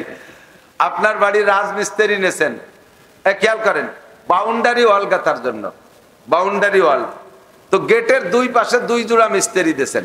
এক পাশে দিয়েছেন 1 জোড়া, মানে একটা মিস্ত্রি একটা হেল্পার, আর এক পাশে আর একটা মিস্ত্রি আর একটা হেল্পার, 2 জনকে 2 দিক কাজে দিয়েছেন। 2 জনকে সোজা ওয়াল দেখা দিয়েছেন, তীরের মতো সোজা করবি, রাস্তার পাশে সবই আমার জায়গা, যেন বেকা নয়। তো এক জোড়া মিস্ত্রি সকাল 8টা থেকে বিকেল 4টে পর্যন্ত মাটিতে দাঁড়াইয়া 800 ইট গাঁথছে, এবং এমন সুন্দর ওলন দোললে যা ধরেন একেবারে তীরের মতো। ফ্ল্যাশ সাইড এত ক্লিয়ার, প্লাস্টার না করলেও চলে। দেশি ইট দিয়ে করছে, অথচ সিরামিক ইটের মতো প্লেন হয়েছে। এই লোক গাচ্ছে 800, আর এত সুন্দর। আর ওই বাসের যেজন গাচ্ছে ওরা দুইজনে, ওরাও 8টা থেকে 4টে পর্যন্ত, ওরা দিন ভরে গাচ্ছে 200, একটা দুড়া সাপের মতো এরম সোজা। ওর কোন সাইড ফিলাসটা, এ পাশে দাঁত বার হয়ে রয়েছে, ও পাশে নাক বার হয়ে রয়েছে, এভাবে এলোমেলো। আপনি দুই মিস্ত্রির কার সাথে কি আচরণ করবেন কান্দি? আরো তো সামনে কাজ রয়েছে। এই 800 গাচ্ছে তারে কি করবেন আর ওরে কি করবেন? আমার যদি হয় তাহলে আমি কইতাম 800 গাথারে বললাম জোড়ার দাম হলো, বেতন হলো 1300 টাকা, বলতাম যে 1300 টাকা নগদ নিয়ে যা, আর 200 টাকা নিয়ে এই কাটাখালির মোড়ে যায় একটু নাস্তা পানি খেয়ে যাস, আর আগামীকালকে কিন্তু তুই আসবি, অবশ্যই আসবি বাপ। তুই না আসলে এবার কেউ এইটি হাত দিতে দেবো না, তুই অবশ্যই আসবি। এরপরে 6 তলা বিল্ডিং চলবো, ওটাও তুই করবি। কথা কন? ওরে আজকের কাজ দেখে খুশি হয়ে কালকে দাওয়াত দিয়ে দিছি না? আর এরে কি কব, তুই তোর বাপরে নিয়ে কালকে ইট খুলিয়ে বাড়িতে সিমেন্ট বালি নিয়ে আবার গাইতে দিয়ে যাবি, আর 1 বছরের জন্য তোর ওই ভৈরাটের মধ্যে যেন না দেই। দাতাল রাজমিস্ত্রি কলাইছ, মাল নষ্ট করতেছি শয়তান, ওরে জাড়ি ধরে খেদাই দেবেন কিনা? আর আজকের টাকা তো পাবি না, ওইটা সোজা দিয়ে তারপরে দেওয়া হইস, এই করবেন না? সেম একজন ইসাব ফজরের নামাজ পড়ে বেরোনোর সাথে সাথে মসজিদে বেরোয় যাওয়ার সময় আল্লাহ দাওয়াত দিয়ে দিয়েছে, আব্দুর রহমান কেউ না আসলে, ইমামও যদি না আসে, তুমি কিন্তু জোহরে আসবা। তোমার সানা, তোমার কিরাত, তোমার রুকু, তোমার সিজদা, তোমার তাশাহুদ, আর তোমার দাঁড়ানো, তোমার খুশু, তোমার খুজু আমার কাছে এত ভালো লাগছে, আর কেউ না আসলেও আব্দুর রহমান তুমি কিন্তু জোহরে আসো। ওই আল্লাহ দাওয়াত দিয়ে দিয়েছে, তার বদলতে জোহরে পড়ছেন। আর একজন রে যেভাবে নামাজে দাঁড়াইছে, ওরে বেরোর সময় তোরে যেন জোহরে মসজিদে না দিই, ডাকাত ওয়াইজা কম ইলা সালাতে কম কুসালা, নামাজে দাঁড়াও কেন জম্মের দুর্বল আছে, এরকম বেহায় কুড়ায় দাঁড়ায়, রুকু দেয় একরকম, সিজদা দেয় একরকম, কিরাত কি ভরছে তা মনে নেই, আগের রেখাতে কেউ শুরু পড়ছে পরের রেখাতে তা ভুলে যায়। তুই তোর মসজিদই আসবি না, তুই আমার অল বিহায় দিয়ে ফেলাইছিস, বাড়িতে তোর বাপ রেনি সোজাই দিয়ে যাবে। এরকম না? এরকম না? কথা বলেন না, আপনার ওয়াজ শুনতেও দিছে পারে, একটু সাই দিতে হয়, ঠিক কি ঠিক না? তাহলে 800 আলারে কি বলছেন আর 200 আলারে কি বলছেন? সেম। যার ইবাদত আল্লাহর পছন্দ হয়, ফজর ভালো হইলে জোহরের দাওয়াত দিয়ে দেয়, জোহর ভালো হইলে তুই কিন্তু আসরে আইসো, ওই সময় সবার কাজ কামের ব্যস্ত, কেউ আসলে না আসো, তুমি একটু আইসো। আসর পড়ালে বান্দা তুই মাগরিবেও আসিস, মাগরিব পড়ালে দাওয়াত দিয়ে দিচ্ছে ঈশাও পড়তে আইসো, ঈশা পড়ার পরে আবার দাওয়াত দিয়ে দিচ্ছে ফজরে আইসো। আপনি এমন করে প্রত্যেক রক্ত পড়তে পারাই বুঝতে পারবেন যে আগের রক্ত পছন্দ হয়েছে বিদায় মালিক আমারে কবুল করে দাওয়াত দিয়ে দিচ্ছে। গত রমজানের রোজা আপনার কবুল হয়েছে, আল্লাহ ওই সময় দাওয়াত দিয়ে দিয়েছে, আগামী রমজানে কিন্তু তুমি রোজা রাখবা। তোমার সেহরি, তোমার তারাবি, তোমার তিলাওয়াত, তোমার ইফতার খাওয়া, তোমার দোয়া কালাম, তোমার চলচলন এত ভালো লাগছে, তুমি কিন্তু আগামীবারও রোজা রাখবা। আর আগামীবার তোমার জন্য বাজেটও আমার পক্ষ থেকে আছে। এবছর তো দেশি খেজুর খাইছো, আগামী বছর তোমার জন্য আমি যে কোনো ভাবে সৌদির খেজুর পাঠাই দেবো। এটাই হলো গত রমজান কবুল হওয়ার আলামত। এবার হজ করছেন, হজটা কবুল হয়েছে, এর প্রমাণ কি? যদি আসার পরে জীবদ্দশায় কমপক্ষে আরেকটা বার উমরাও করতে যেতে পারেন, তাহলে বুঝবেন যে আল্লাহ তাআলা ওই সময় আপনার দাওয়াত দিয়ে দিয়েছে, আব্দুল্লাহ তোমার তলবিয়া, তোমার লব্বাইক, তোমার তওব, তোমার বিনয়ী, কাবার চত্বরে হাঁটা, মসজিদে নববীর পাশ দিয়ে তোমার হাঁটা আমার জম্মের ভালো লাগছে, তুমি কিন্তু আবারও আসবা, আল্লাহ দাওয়াত দিয়ে দিয়েছে। তাই গরিব মানুষ আরেকটা বারও চলে গেছে। এই বছর আপনাদের গত রমজানের পরে, না ভুল বলছি, এই রমজান না, আগের রমজানের পরে আমার ছোট দুই ছেলেরে নিয়ে গেলাম। আপনাদের রূপসার ঘাটের এক কুলি আসেনি, আমি জানি না, আমাদের সাথে ছিল উমরায়, কুলি আসবো যেদিন মদিনার থেকে ফ্লাইট, সেই দিন ওই ফ্লাইটের আগের দিন এই ঘাটের থেকে ফোন গেছে ওনার কাছে, ফোন গেছে, তুমি কোন জায়গা? কয় আমি তো উমরায় আছি। আরে কপাল, আমরা তো জাহাজ ভরে মাল নিয়ে আসছি, এ তো আনলোড করতে হবে, একটু কষ্ট করে রেখে দেন, আমি কালকে আসতেছি ইনশাআল্লাহ, আসি একদিন পরে আপনাদের মাল আনলোড করে দেবো। কুলি জীবন ভরে রূপসার ঘাটের কুলি, সেও উমরা করে আসছে, 10 বিঘা 20 বিঘা জমির মালিক, লাখ লাখ কোটি কোটি টাকার সম্পত্তি আছে, আজ একটু মক্কা যার শখ হয় না, আল্লাহ আপনারা আগের থেকে রিজেক্ট করে দিয়েছে। সাবধান, তুই আসবি না, তুই আসি তো ঠ্যাং ভেঙে ফেলে দিব। শয়তান, তোর টাকার কি অবস্থা? সুদের টাকা, ঘুষের টাকা, জাল দলিল করা জমি, ওই ফসল বেঁচে মক্কা আসবি না, তোর হজে গন্ধ হয়ে যায়। বোঝেন কথা? প্রত্যেকটা ইবাদত আল্লাহ কবুল করছে, প্রমাণ হলো ওই ইবাদতটা যদি পরবর্তীতে আরো সুন্দরভাবে করতে পারি, এটাই হলো কবুলিয়াতের আলামত। এজন্য দোয়া করব, দান করি আল্লাহ যেন কবুল করে, বলেন আমিন। দান খয়রাত করি, কবুল করবেন কে? আমার টাকা যদি আল্লাহ কবুল না করে, কবুলিয়াতের জন্য শর্ত হতে হবে ইখলাস। এটা আল্লাহ পাক বলেন, ওমা উমিরু ইল্লা লিয়াবুদুল্লাহ মুখলিসিনা লাহুদ্দিন। তুমি ইবাদত করবা ইখলাসের সাথে, একমাত্র কার জন্য? বলেন কার জন্য? মসজিদ করি কার জন্য? কত কমেন আপনারা? না, আমি তো মনে করছি এলাকার মনে অশান্তি দিশে পাই, একেবারে আমাকে গোপালগঞ্জের মতো আপনারা দিশে পান না, একটু সাই দিতে হয়, হাই হুই পুষ্পাস জি হানা একটু কইতে হয়। মসজিদ করি কার জন্য? আর একবার কার জন্য? মাদ্রাসা করছেন কর্তৃপক্ষ কার জন্য? আল্লাহর সন্তুষ্টির জন্য। কথা বলেন ঠিক না? এইটা আল্লাহ কবুল করলে আমার পরকালের জন্য, আমার জন্য বিশাল একটা পাথেয় হয়ে যাবে, পরকালের জন্য বিশাল একটা পাথেয় হবে। এটা হবে সদকায়ে জারিয়া। এটা হবে কি? সদকায়ে জারিয়া। আল্লাহ তাআলা আমাদের এই দান, অনুদান, মসজিদ, মাদ্রাসা, নামাজ, কালাম, ইবাদত, বন্দেগী, তওবা, তিল্লাহ সব আল্লাহ কবুল করে নেন। সবাই বলেন আমিন। আমার সাথে একটু পড়বেন রব্বানা, পড়বেন রব্বানা তাকাব্বাল মিন্না ইন্নাকা আনতাস সামিউল আলিম রব্বুল আলামিন ওয়া তুব আলাইনা ইন্নাকা আনতাত তাওয়াবুর রহিম। তুমি তওবা কবুলকারী, তুমি বড় রহিম, তুমি বড় মেহেরবান, তুমি সামি, তুমি শুননেওয়ালা, তুমি বাসির, তুমি দেখনেওয়ালা। আমরা যা করি যা বলি সব তুমি দেখো এবং শোনো। কথা বলুন ঠিক কি ঠিক না? এখন আমাদের চলে যেতে হবে। যতদিন পর্যন্ত চাকরিতে থাকেন ততদিন পর্যন্ত বেতনের টাকায় সংসার চালান, ততদিন পর্যন্ত বেতনের টাকায় সংসার চালান, চাকরিতে যতদিন ছিলেন। এবার সরকার জানে যে এই লোকটার কি বলা হয় মগজ, মেধা, শক্তি, সামর্থ্য, যোগ্যতা সব আমি 35 বছর পর্যন্ত তার সার্টিফিকেটের থেকে খেয়ে, এখন 35 বছর হয়ে গেছে তার সার্টিফিকেটের বয়স, এখন এই সার্টিফিকেটে আর কোনো কার্যকারিতা নেই, ও এখন ইনভ্যালিড হয়ে বাড়ি যাচ্ছে। কাজেই তার বৃদ্ধকাল পর্যন্ত, মরণকাল পর্যন্ত বেঁচে থাকতে বৃদ্ধ বয়সে চলবে কিভাবে? এই জন্য সরকার 30, 35, 40, 50 লাখ টাকা এককালীন ক্যাশ দিয়ে দেয়, এককালীন ক্যাশ দিয়ে দেয়। আর যদি সরকারি চাকরিতে একটা পেনশন থাকেই। এই 50 লাখ টাকা নিয়ে দুই ধরনের মানুষ দুই আচরণ করে, খেয়াল করেন। এক দল হলো অচেতন, আর এক দল হলো সচেতন। অচেতন যারা, তারা আইসেই এই 50 লাখ টাকায় দিয়ে একটা বিল্ডিং টিল্ডিং করে ফেলে বাড়ি, অথবা এই টাকায় দিয়ে বিভিন্ন টুকিটাকি ব্যবসা বাণিজ্য করে 2-6 মাসের ভিতরে মাইটার খাইয়ে একেবারে সে ভ্যানসালান হয়ে যায়। আর সচেতন যারা, তারা কি করে? একটা দিক বলছি, সচেতন যারা 50 লাখ টাকা পাইছে, মূল খুলনা শহরের ভিতরে বা থানা সদরের মাঝখানে তো 25 লাখ টাকায় কোনো জমি এখন পাওয়া যাবে না। শহরতলিতে 25 লাখ টাকায় দিয়ে মোটামুটি একটু জমি রাখছে 3 শতাংশ। আর যে 25 লাখ টাকা আছে তাই দিয়ে ওয়াল করে টিন শেড একটা ঘর বানাইছে, 3টে ইউনিট বানাইছে, যাতে 3 ফ্যামিলিরে ভাড়া দেওয়া যায়। 3 ফ্যামিলিরে ভাড়া দিলে 3 জায়গা থেকে 3-10 কে 30,000 টাকা আসবে প্রত্যেক মাসে মাসে। বুড়োকালে আর ছেলে মেয়ের দিকে মোনাজাত পাইতে বসে থাকা লাগবে না। ওরা কিছু দিলেও ভালো, না দিলেও ভালো, বুড়ো বুড়ি দুইজন ওই 3-10 কে 30,000 টাকায় চলে খেতে পারবো। এলে সচেতন পাবলিক। তো সেম কোয়ালিটি নবী পাক বলেন, তোমরা যতদিন দুনিয়ায় বেঁচে আছো নামাজ পড়ো, এর একটা প্রতিদান আছে, আল্লাহ তোমাদের খাওয়ায়। রোজা রাখো, এর একটা প্রতিদান আল্লাহ তাআলা দুনিয়ায় রেখেছেন, রিজিকের বরকত দেয়। হজ করেছো, এর একটা প্রতিদান দুনিয়ায় আছে, আখিরাত তো আছে, দুনিয়ায় আছে। এই দুনিয়ায় এর বিনিময়ে আল্লাহ তাআলা তোমাদেরকে খাওয়ায় পড়ায় বাঁচায় রাখতেছে। কিন্তু ইজা মাতাল ইনসান, মানুষ যখন মারা যায়, ইনকাতা আনহু আমালুহু, তার কোনো আমলের দরজা বন্ধ খোলা থাকে না। নামাজ পড়া যায় না, রোজা রাখা যায় না, কবরে যে তিলাওয়াত নাই, জিকির নাই, ফিকার নাই, তাবলীগ নাই, চরমোনাই নাই, কোনো তা কবরে নাই। কিন্তু সেখানে আপনার খরচ করতে হবে অনাদি অনন্তকাল। এই টাকা পাবেন কোন জায়গা? এই টাকা পাবেন কোন জায়গা? নবী পাক বলেন 3 ইউনিটের একটা বিল্ডিং তুমি বানায় রেখে আসতে পারো। দুনিয়ায় 3 ইউনিটের একটা বিল্ডিং বানায় রেখে আসতে পারো। 3 ইউনিটের একটা হলো সাদকায়ে জারিয়া, 2 নম্বরে ইলমিন ইউনতাফাউ বিহি, 3 নম্বরে ওয়ালাদিন সালিহিন ইয়াদউ লাহু। 1 নম্বরে সাদকায়ে জারিয়া, ধর্মীয় কাজ, জনসেবামূলক কাজ। এই সমস্ত মানুষের জনসেবা, মানুষের খেদমতের যে কাজগুলো একমাত্র আল্লাহর কাছে সওয়াবের আশায় তুমি এই জায়গায় একটা বিনিয়োগ করে আসতে পারো। মসজিদে 1000 টাকা দিয়ে আসতে পারো।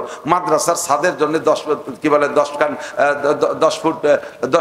বস্তা সিমেন্ট দিয়ে আসতে পারো। ও জায়গায় 100 ফিট খোয়া রড দিয়ে আসতে পারো। ও জায়গায় 100 ফিট খোয়া দিয়ে আসতে পারো, 100 কেজি রড দিয়ে আসতে পারো। এইগুলো সেখানে ছাদ হবে। যতদিন পর্যন্ত ওই মসজিদ ঘরের ভিতরে বৈশা কোরআনে কারীম তিলাওয়াত করা হবে, তুমি কবরে বসে ওই ইউনিট থেকে 10,000 টাকা করে পাবা। 10,000 মানে নেকি পাবা। আরেকটা হলো ইলমিন ইউনতাফাউ বিহি, তুমি কোরআন হাদিসের দ্বীনি ইলম মানুষকে শিখাই রেখে আসবা। যত মানুষ শিখবে তার থেকে আরো শিখবে, তার থেকে আরো শিখবে। এভাবে নেটওয়ার্ক সারা পৃথিবী, তোমার ছাত্র থেকে ছাত্র, ছাত্র থেকে ছাত্র ছড়িয়ে পড়বে। সারা বিশ্ব থেকে যত আলেম ওলামারা তোমার ওই ছাত্রর ভিতর থেকে লেখাপড়া করে কোরআন হাদিস শিখে আলোচনা করে যত নেকি কামাই করবে, তুমি কবরে বসে সেই ইউনিট থেকে 10,000 পাইতে থাকবা। আরেকটা হলো ওয়ালাদিন সালিহিন ইয়াদউ লাহু, দুনিয়ায় কিছু নেক সন্তান রেখে আসো। নেক সন্তানকে যে আব্বা মার কবরকে সামনে করে রব্বির হামহুমা পড়ে। হুজুর বলেন মানজারা কবর আবওয়াইহি ইয়াউমাল জুমুআ গুফিরা লাহু মা তাকাদ্দামা মিন যামবিহি।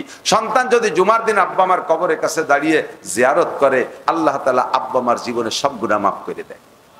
এই তিনটে ইউনিট তা আমাদের সামনে, আপনাদের সামনে এই যে মাদ্রাসা দেখতেছেন ছোট্ট, আমার এসে খুব ভালো লাগছে। আমাকে এই জয়নাল দারোগা সাহেব উনি আমাকে নিয়ে এসছেন। আসার পর আমি ভাবতে পারি যে কোন জায়গা যাচ্ছি, তো এখানে আসিনি কখনো। এমনি তো খুব যাই, কিন্তু এই জায়গায় নামি নেই। প্লেসটা আমার খুব পছন্দ হয়েছে। জায়গা দেখে আমার মনে হচ্ছে যে এখানে ইনশাল্লাহ একটা মাদ্রাসা হবে। আপনারা বলেন আমিন। মাদ্রাসা হলে কি ক্ষতি হবে? কোরআন পড়া হবে, এলাকায় মানুষের মরহুমরা নেকি পাবে, আমাদের কি বলা হয় আমাদের জন্য তারা দোয়া করবে, আসমানি গজব আযাব থেকে আল্লাহ হেফাজত করবে। কাজে এখানে একটা কোরআন তেলাওয়াতের একটা ঘর হোক, এর পিছনে আমাদের সামান্য একটু বিনিয়োগ থাক, আমরা একটা ইউনিটের মধ্যে খুলতে পারি। সাদের কাজটা বাকি আছে, মহব্বত করে আমি মাত্র 5 মিনিট সময় দিতে পারবো। আমার 8টা পর্যন্তই বলছিলেন যে 8টা পর্যন্ত, তারপরেও মনে হয় 15 মিনিট বেশি হয়ে গেছে। আর বেশি বাড়তে পারতেছি না, অনেক দূরে প্রোগ্রাম। একটু 5 মিনিটের ভিতরে একজন মানুষ বলবেন, আমি তার জন্য খাস দোয়া করব, জি হুজুর এখানে আমি 10 বস্তা সিমেন্ট দেবো ইনশাআল্লাহ।